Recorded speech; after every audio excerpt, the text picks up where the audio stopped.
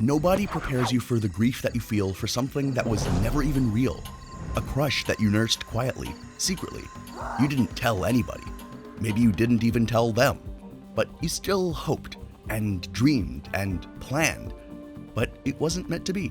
It just never happened. There was no breakup, perhaps not even a talk with the person you like about why it wouldn't work. Just something that almost was, and then wasn't. And now you're supposed to be fine because technically nothing happened.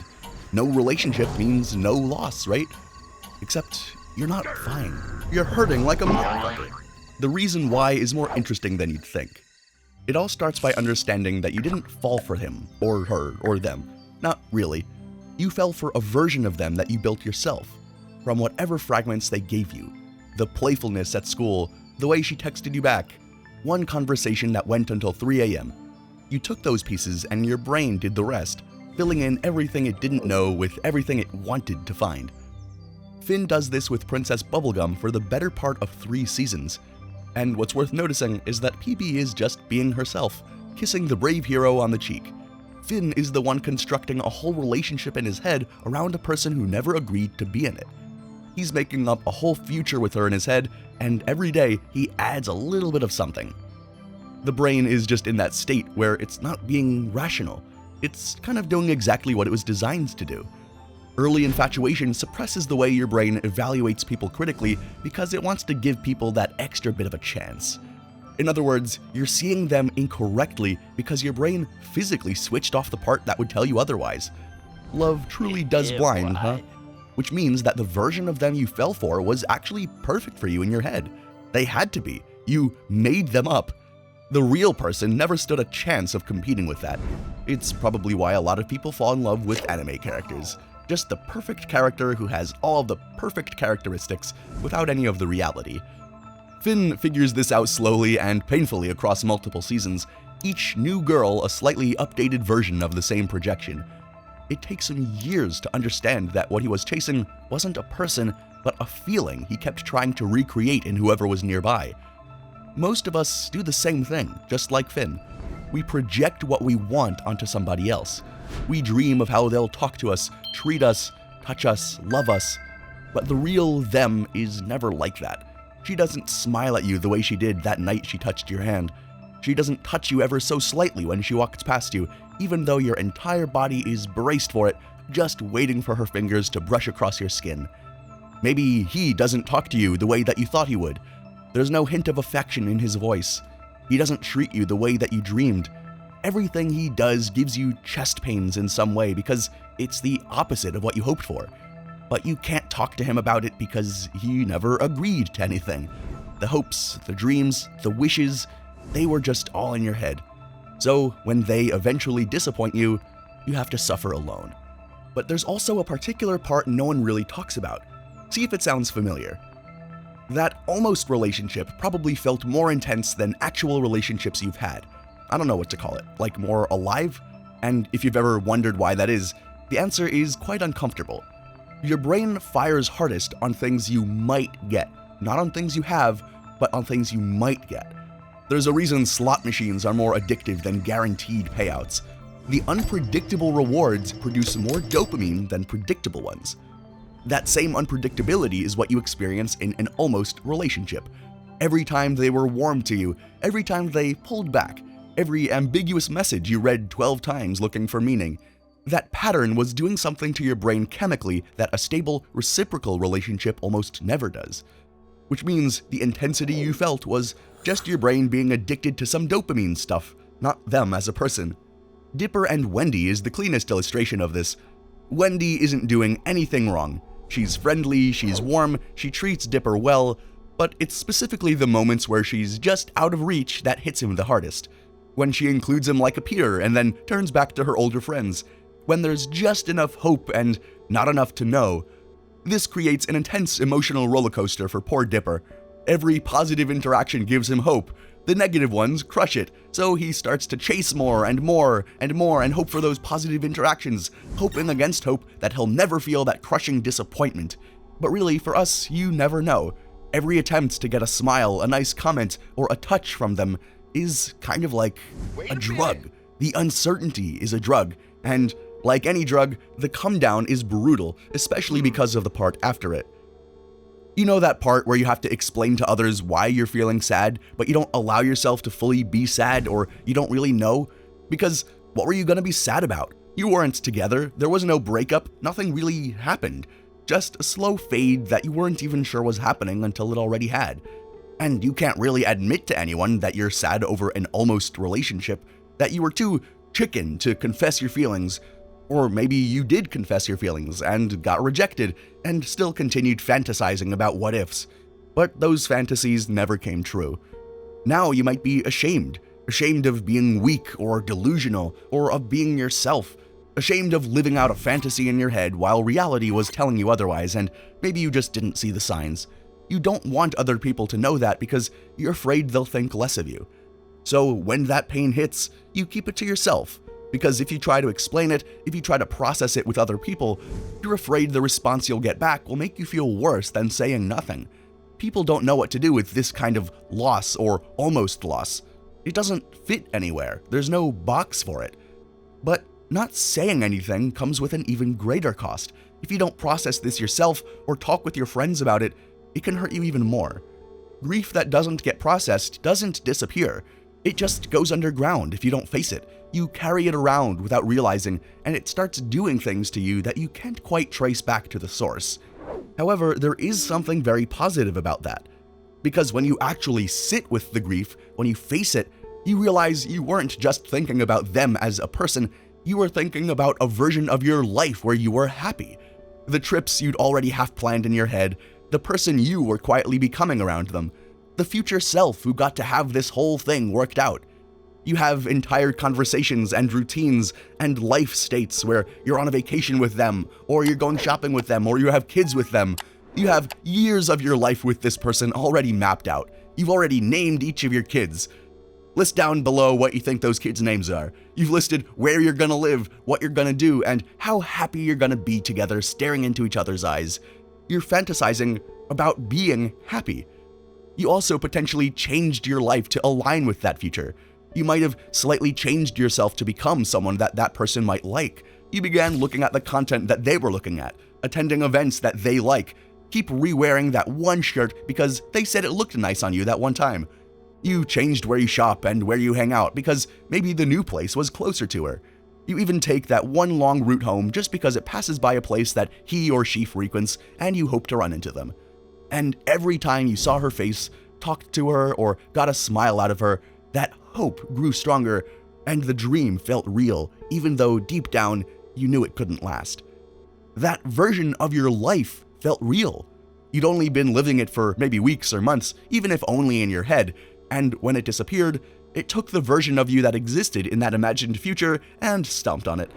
You now have to kill the new identity you built to impress them. You have to change your habits back, your routines, maybe even your job if you went that far. You have to acknowledge that all the time and effort you put into trying to make this almost relationship work was sort of wasted. But no, it wasn't really wasted. You learned something from it, didn't you? You grew as a person, and maybe you're growing in a different direction now. But really, you do have to admit that everything you did and every little inconvenience you endured was not meant for that relationship. It feels like it was pointless, like you wasted your time, your money, and your hopes for nothing. You have to just let it all go and admit that you suffered for no real relationship in the end. And that's a genuinely hard thing to do.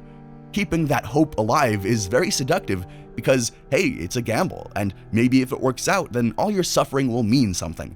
But when that hope fails, it feels harder in some ways than losing a real relationship, because at least if you break up, at least the relationship was real in the first place. You had love, companionship, and experiences that could never be taken from you.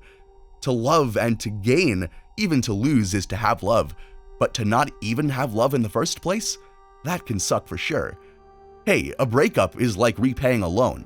It sucks, but at least you got the money and enjoyed spending it while it lasted. But when that relationship was never real to begin with, when it was just all in your head, and when you fully acknowledge that, the end can feel like repaying a loan you never took out in the first place. Here you're mourning something that was only ever yours and created entirely in your mind, something nobody else even knew existed. Most guys, and hey, I'm a guy, so I'm speaking from experience, will never identify this part. They stay focused on the girl, trying to figure out what went wrong, what they could have done differently to get the girl, even though maybe there was never a way. Maybe it was just never going to happen. Maybe these guys will then even try to distract themselves from this grief with other girls, but in the end, it doesn't work. You keep thinking about this one person, which raises a question worth sitting with. Why do we fall into this pattern? Why does this keep happening? And more importantly, how do you get out of it and move on? Well, first you have to realize all of that pain had a point. The projection, the uncertainty, the grief you had to carry alone, that was someone present in their own life, feeling emotions, feeling something real with nowhere to put it. Most people can kind of sleepwalk through this stuff. You didn't. You knew what was going on. You've watched this channel long enough. The loop you got stuck in, that only happens when something genuinely mattered to you. The problem was that the energy had nowhere useful to go, so it just kept circling. Finn gets himself out of this funk and really stops drowning in it the moment he shifts his perspective from feeling like he's not wanted to asking himself if she was even what he was looking for in the first place. Slowly and painfully, he reconstructs his relationship with Princess Bubblegum in his mind, starts building himself up in the background, and across seasons of the show, he starts improving those things about himself. He stops searching for someone to complete this picture that he hadn't drawn yet. He hadn't developed himself enough to know what happiness would really look like in his future. And that's the work. Asking what the other person represents that you haven't built yet. What does this other person really mean in your life, in your mind, that you're picturing this happiness with them? Picture what you were reaching toward through them. The almost relationship shows you exactly where you are and where you think you want to be. What you need, what you haven't figured out yet, what you think you're ready for. Most people never get feedback that honest from their own subconscious. So start there. Get honest about the whole thing and what it's actually telling you. And to move forward, you do have to evade the biggest trap of them all. You have to stop trying not to think about them. Seriously, every time you catch yourself and try to shut it down and think about something else, you're making it worse. The brain doesn't work like that. Telling yourself not to think about something is just thinking about it with an extra step. Think deliberately instead. Just shift a bit. Set aside time for it, sit with it with purpose, ask some real questions of yourself, and then close it with purpose. If you ever notice yourself thinking about them, say, why am I thinking about them? I understand that there's nothing there, but what is coming up? What am I thinking about? What are we actually doing here? That is the difference between obsession and processing. One happens to you, the other you actually do and work through. The questions you ask yourself matter too. Most guys stay stuck asking the wrong ones. What did she think of me? If I did this, maybe it would have been different. What did I do wrong? What would have happened if? Those questions have no floor and no real answer. You can just fall through them forever. The ones worth asking are much harder. What did I learn about what I actually want? What did this show me about where I am and where I want to go? What qualities about this person do I find attractive, and can I find them in someone else? What would a version of me who handled this well look like in the first place? And what will a version of me who handles a future relationship with a different person look like as well? Dipper walks away from the Wendy situation with something that most people miss. He doesn't get the girl. He's been pining for her for so long, pun intended, but he doesn't get closure with her. He gets clarity about who he is, what he actually wants, and what he's capable of feeling. And then later, he gets in the friend zone. At that point, it's not a friend zone anymore. She's legitimately his friend because he cares about her as a human being, as a person, without harboring that extra stuff about wanting to be in a romantic relationship with her. He learns about what he actually wants for the future and what he's capable of feeling for others. And the show treats this as the real win. Not a consolation prize like some other romantic gesture or some other relationship that he falls into as this reward for sticking it through with Wendy. No, that relationship, that friendship was worth it in its own. And going through that process, arriving at that clarity, is really available to you as well. The whole experience, as much as it can hurt, as much as it can take time to sit with it and process, is pointing to something real about you. The intensity, the obsession, the grief, the longing, the emotions, all of that is information. And most people just waste it. They wait to feel better and move on without ever asking what it was trying to say. Don't do that. Learn about yourself, learn the right lessons of the relationship and your emotions and what you want for yourself and your future. The almost relationship is just one level of a much bigger map. If any of this resonated, I made a video breaking down every stage of how relationships actually develop. You'll find even more touching points there, so click here to watch it. Thank you so much for watching, for liking, subscribing, for commenting down below, for being part of the community. We're so glad you're here, and for many more in the future. Peace, guys.